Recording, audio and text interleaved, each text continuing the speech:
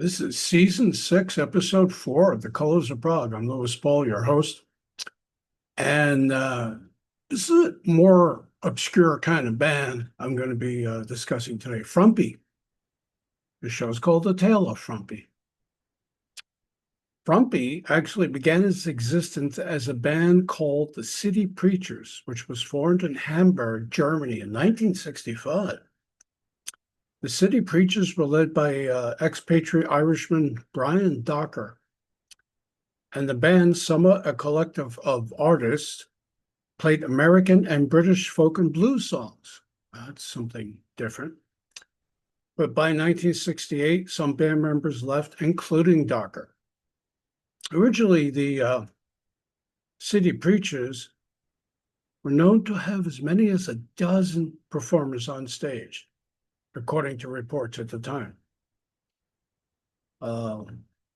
Eventually reduced to singer Inga Rumpf, singer Dagmar Krauss, you might recognize that name, French keyboardist Jean-Jacques Kravitz, drummer Udo Lindenberg, there's another name of familiarity, and bassist Karl-Heinz Schott, with Kravitz playing his Hammond organ through a Leslie cabinet. It's one of those with the rotating speaker fans. They're pretty unique, and what they lacked was a guitar player. Now, Dagmar Krauss left the band, some say not willing to compete with Inga Rumpf's powerful vocals.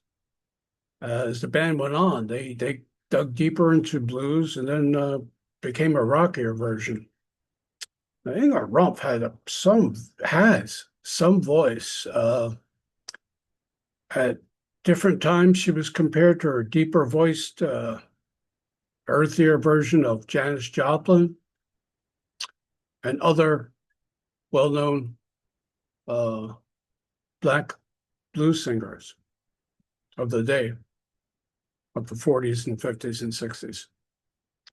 By 1970, the remaining members of the Preachers reformed as Frumpy, said to be a play on Inga's last name, Rumpf, or who knows. It was also rumored band members were seeking a name for a band, and they went through an old CBS Records catalog and saw a Frump or something. And suddenly, Frumpy gained a lot of attention.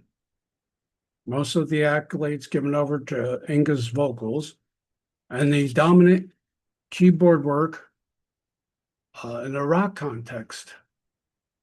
And I guess you can call their music progressive. For a brief period of time, they found themselves thrown in with the krautrock crowd. But thankfully, over time, they aligned themselves to the progressive rock movement. And they toured in the early days with Spooky Tooth, Renaissance, and Yes.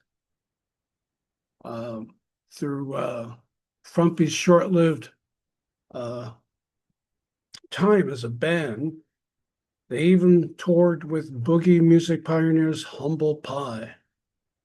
There's like two great singers on that bill, all right? So in addition to her powerful vocals, which owes a lot to also Tina Turner, beside Joplin, as I mentioned, and gospel and blues songs of the City Preachers era, Inga was certainly a presence on stage, not only with her voice, often dressed in tight leather. She really put across an image as a tough woman, a tough singer. Frumpy released 3 albums in the 70s. All Will Be Changed in 1970. Frumpy, too, in 71, thought to be the band's best album, which I believe had only 2 tracks over 2 sides. And by the way, in 72, there was a live album, the double live Frumpy, originally released in 73, but by then, Frumpy had disbanded. So Inga Rumpf continued to play a variety of sounds and with that powerful voice over the years, and did all kinds of music, but mainly with that blues and soul context. In 1990, Frumpy reunited um,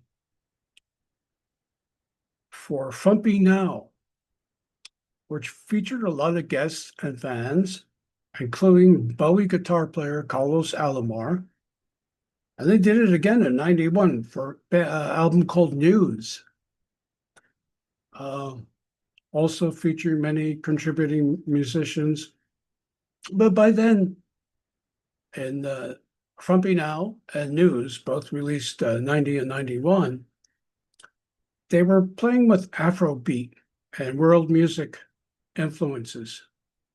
It was a bit different from the Frumpy from the early 70s. Granted, it was two decades later, but that was it for the Frumpy reunion at the time. Live 95, it's right below me, was as close you can get to the Frumpy sound because it was a classic Frumpy lineup reunion. Recorded live at the factory in Hamburg, reconfigured as a club called Fabric. It's a good hour and 20 minutes of blues, soul, and R&B dominated by Inga's vocals and Kravitz's Hammond keyboard playing. And probably, he's probably one of the most underappreciated keyboard players in the whole progressive rock canon. Yeah, I've heard enough of Frumpy's music that, wow, this guy's amazing. Truly a great keyboard player. Now, while Live 95 is a far cry from Frumpy Tu's more experimental mix of blues, psychedelia, and symphonic prog and krautrock, and more than likely their best. All three of the first studio albums are hard to find. Live 95 is a good representation of the band. But post-Frumpy, I like to add that Inga Rumpf, Kravitz, and bass player Schott formed another band called Atlantis, which is more in a hard rock style. But by their second album, they were moving toward a different kind of music. Now, Atlantis, strangely enough, also were popular, and they often opened for Aerosmith and Leonard Skinner when they're during their touring dates. They disbanded. Atlantis disbanded in '76. Now, Inga Rumpf did a live recording for the German Rockpalast, live at Rockpalast in 2006. And some members of Frumpy joined for that show. It's a great show. So released in 2007, I believe.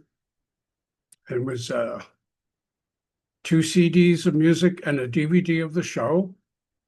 And it's just great. She still sounds incredible. She still sings incredible, and the band is tight and well on. So Frumpy, Tale of Frumpy. It's a pretty brief show, but it's a band I don't often discuss, and you don't hear much about because their earliest recordings are from the early 70s. They were a short-lived band. They reunited twice, and then during Inga's solo show, some band members show up, including Kravitz, and it's a good show. And the DVD is also interesting because it's nice to watch the image of the band performing live, which is very much a rarity. So that's our show on Frumpy. Stay tuned for more in the coming weeks.